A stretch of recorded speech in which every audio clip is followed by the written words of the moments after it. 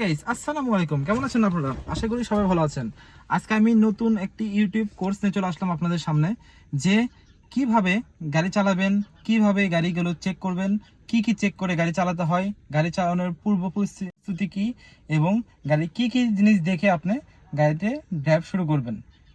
আমরা একটা কোর্স করতেছি, যেটা থাকবে সম্পূর্ণ গাড়ি রিলেটিভ, গাড়ির রোড সিগন্যাল, গাড়ির রোড মার্কিং, এরপরে আপনার বিভিন্ন যে মামলার ধরন করলে কি ধরনের মামলা হতে পারে, এবং আপনার আমাদের যে গাড়ির সাধারণত যে মেকানিক্যাল কাজকামগুলো থাকে সেই মেকানিক্যাল কাজকাম সম্বন্ধে এই কোর্সটা করব।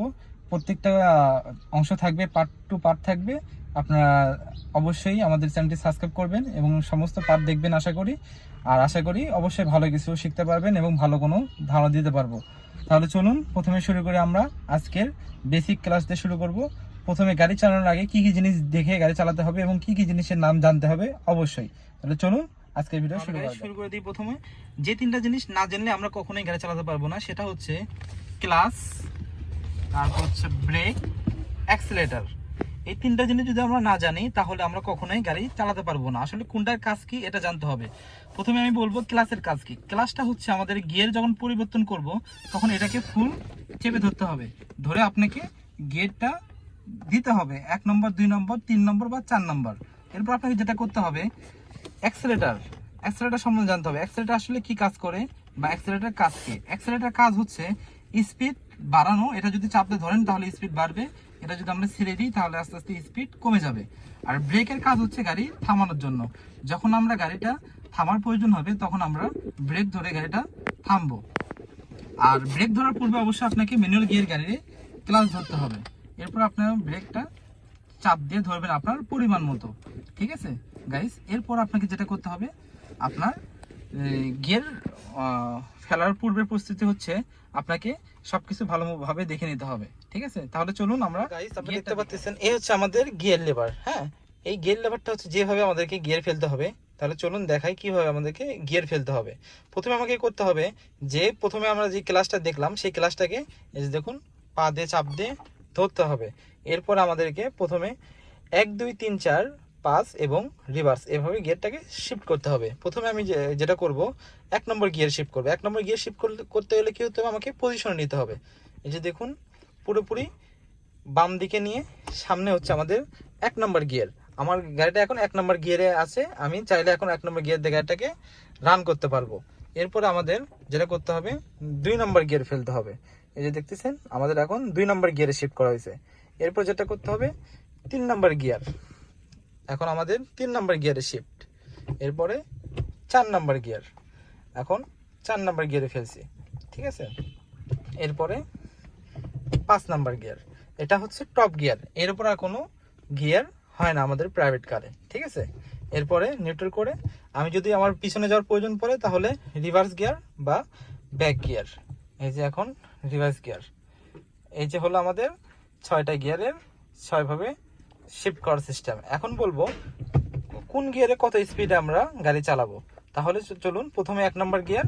1 নম্বর গিয়ার আমাদের স্পিড থাকবে 20 থেকে 25, এই যে 20 থেকে 25। এরপরে 2 নম্বর গিয়ারে থাকবে 30 থেকে 45 বা 50। এরপরে 3 নম্বরে আপনার 45 থেকে 60, ঠিক আছে গাইস। এরপর আপনার 4 নম্বরে 60 থেকে 80 বা আপনার চাইলে 90ও তুলতে পারেন। আর 5th গিয়ারে আপনার গাড়ি যত স্পিড আছে আপনি সেটাকে স্পিডে চালাতে পারেন। আর রিভার্স গিয়ারে আপনার সাধারণত 30 বা 40-এর উপরে গাড়ি চালানো ঠিক না, তাহলে আপনার গাড়ির গিয়ার যে বক্সটা থাকবে এটার ক্ষতি হওয়ার সম্ভাবনাটা বেশি থাকবে।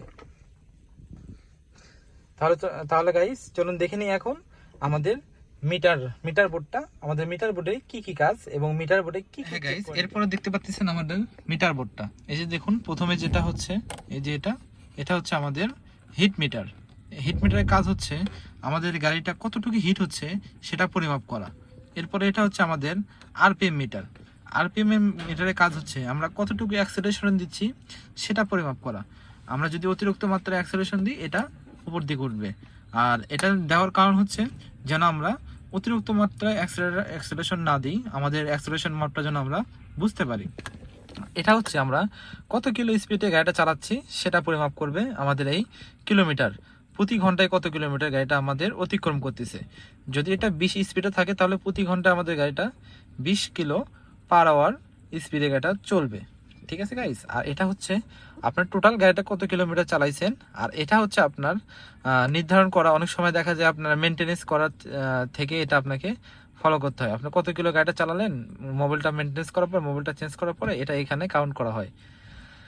এবং আপনি অনেক সময় ট্রিপে যাচ্ছেন, কোথাও দেখতে ঘুরতে যাচ্ছেন, সেক্ষেত্রে আপনি কত কিলো গাড়িটা রান করলেন এখানে আপনি বুঝতে পারবেন। আর এটা যে হচ্ছে সুইচটা দেখতেছেন, এটা হচ্ছে এই মিটারটা জিরো করার জন্য। এটা আপনি চাপে ধরে রাখলে এই মিটারটা জিরো হয়ে যাবে। এটা দেখতেছেন আমাদের ফুয়েল মিটার, গাড়িতে কতটুকু জ্বালানি আছে বা ফুয়েল আছে সেটা এই মিটারের মাধ্যমে দেখতে পারবেন। আর এটা হচ্ছে আমাদের ব্যাটারির চার্জের মিটার, এটার মাধ্যমে আপনি ব্যাটারিটা কতটুকু চার্জ দিচ্ছে কিংবা দিচ্ছে না সেটা আপনি পরিমাপ করতে পারবেন। এবং এটা হচ্ছে আমাদের, এটা হচ্ছে ইঞ্জিন অয়েল মিটার, আপনার গাড়িতে কতটুকু ইঞ্জিন অয়েল আছে বা এটা ঠিক মতো কাজ করতেছে কিনা সেটা এই মিটারের মাধ্যমে আপনি ফলো আপ করতে পারবেন। তাহলে গাইস বুঝতে পারলেন যে মিটারে কোনটা কি কাজ। আরো কিছু কিছু সুইচ আছে, আমি সেগুলো দেখাবো আপনাকে।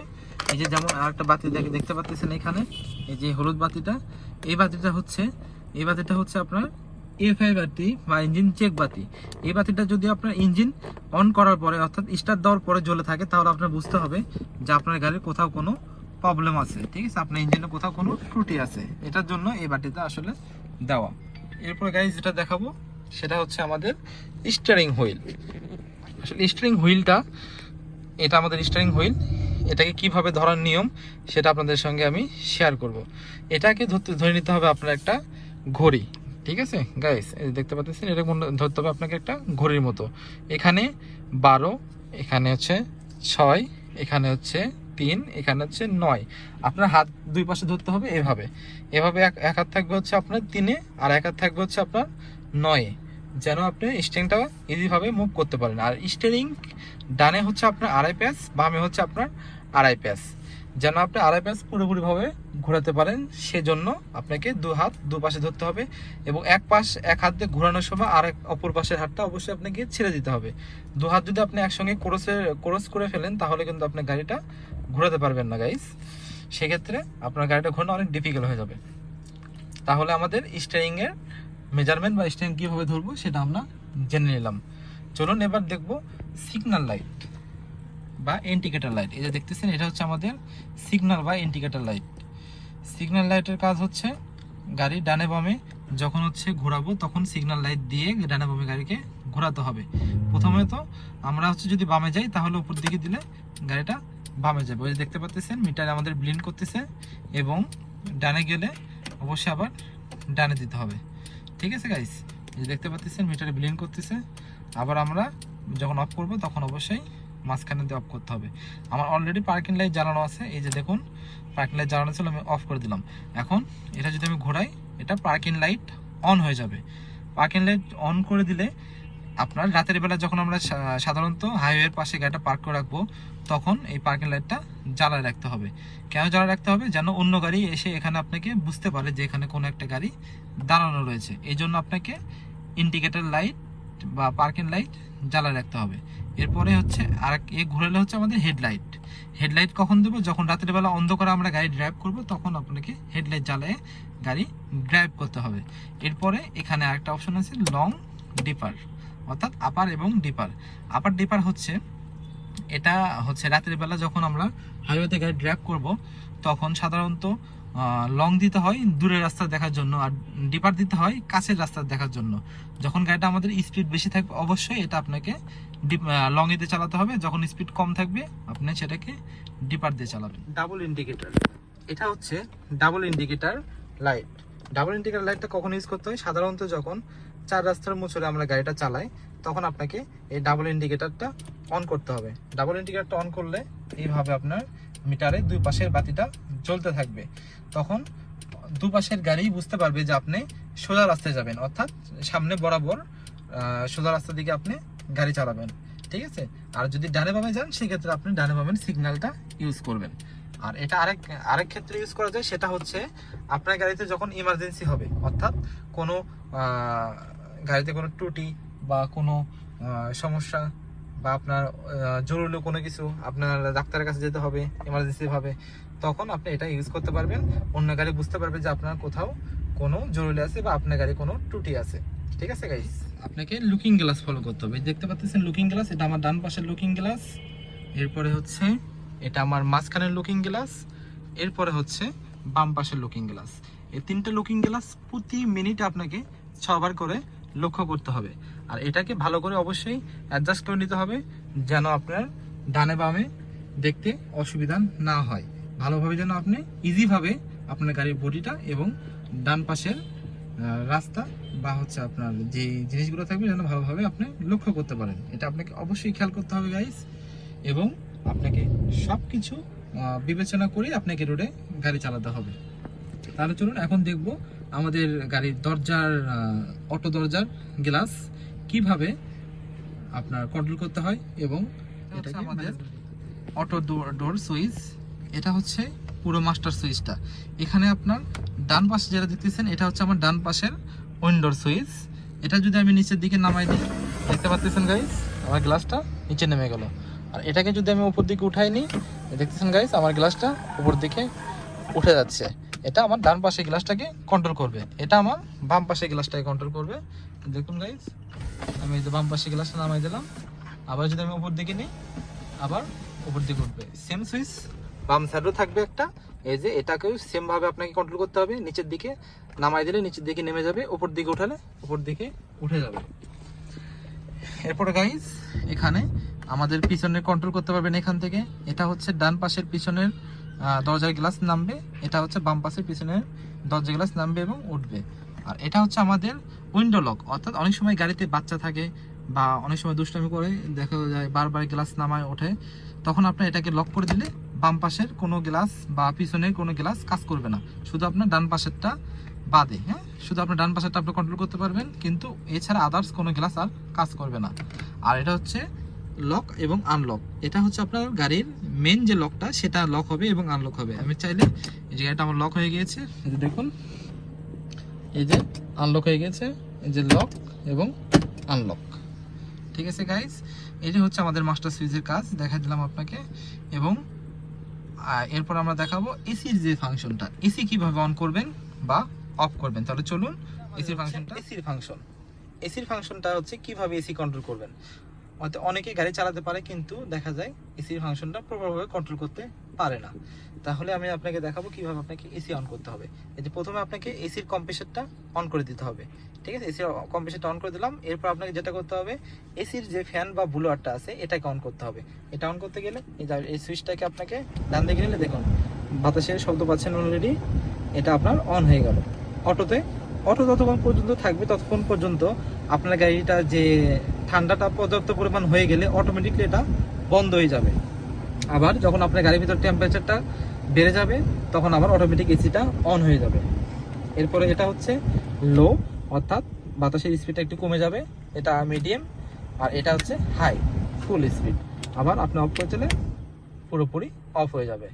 এরপরে এটা হচ্ছে আপনার বাতাসের পজিশন চেঞ্জ করা, এটা দিলে শুধুমাত্র মুখে বাতাস লাগবে, এটা দিলে শুধুমাত্র মুখে এবং পায়ে, এটা শুধু পায়ে এবং গ্লাসে, আর এটা শুধুমাত্র গ্লাসের জন্য। আর এটা আপনার পিছনে যখন যাত্রী থাকবে তখন আপনার গাড়ির পিছনে দেওয়ার জন্য এটা দিবেন, অন করে রাখবেন। আর এটা সবসময় অন করে রাখা ভালো, কারণ গাড়িটা ঠান্ডাটা পর্যাপ্ত পরিমাণ হতে পারে তাহলে, ঠিক আছে গাইস। এই হচ্ছে আমাদের এসির ফাংশন। আর নিচে এটা দেখতেছেন এটা টেম্পারেচার কন্ট্রোল করা। আপনার গাড়িতে -18 ডিগ্রিতে চাইলে আপনি এইদিকে সবুজ দিতে পারেন। আর যদি আপনার ঠান্ডা একটু বেশি মনে হচ্ছে, ঠান্ডাটা কমানোর প্রয়োজন, সেক্ষেত্রে এটা আপনার থেকে ঠান্ডাটাকে অ্যাডজাস্ট করতে পারবেন।